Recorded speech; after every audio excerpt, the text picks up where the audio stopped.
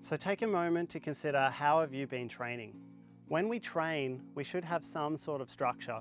It is very often we see people come into the gym and they don't have a plan at all. They just come in and train sporadically, and they're walking around quite aimlessly and they don't know what to do. So let's take a look at some pictures and I'll talk you through it.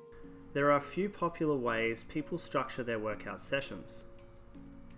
There are many variations of split programs and full body programs.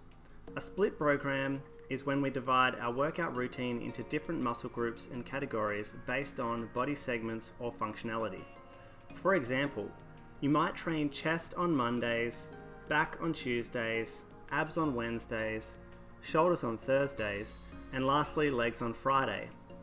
This would be called a 5-day split, and it's a very typical approach among bodybuilders. Unfortunately, not the most efficient way to train. There are heaps of different ways to arrange a split plan. However, we want to get it right. Often people make a plan that only stimulates a muscle group once, maybe twice per week, but that method isn't as good as we previously thought. Science is leading us towards full body training multiple times per week, and here is why. Training a split program, like this example, can lead to muscle groups being left out if a gym day has been missed. For example, if you skip Friday's workout, then you'll miss leg day, and that could happen repeatedly for weeks, and it often does. Having sessions focused on one area can sometimes leave you with epic muscle soreness, which can turn away many people from their training, and it isn't actually necessary for results. Some soreness is expected, but being debilitated is not meant to be the prime goal for every session.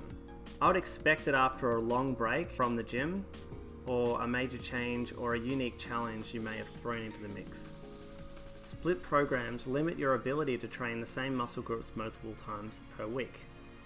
In contrast, a full body approach means you will get much greater adaptations because we will train all our muscles more frequently. So to put it simply, split programs can and will work, but there are more efficient ways to train, and we recommend a full body training approach. With a full body training approach, when done correctly, you shouldn't develop any imbalances, neglected areas, or loss of results from your efforts. But either way, all workouts should include some key elements. A warm-up to begin with, resistance training, otherwise known as weights, cardio, then a cool down stretch. Regarding the resistance training, it's important we start with larger, more taxing movements and digress to smaller, less taxing movements. Training the midsection, aka your core, should be trained, in most cases, at the tail end of your resistance training section. However, you may perform some high intensity cardio sessions, then train core. If you plan on doing mild cardio, you can train core, then do cardio. The reason this is so important is because if you train your core muscles, in which support your spine, they are now in a fatigue state.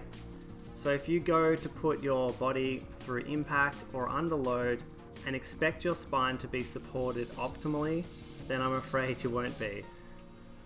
We don't want to compromise the strength of our trunk until the later stages of our workout for that exact reason. It's all about reducing risk. When you're ready, please continue to the next video.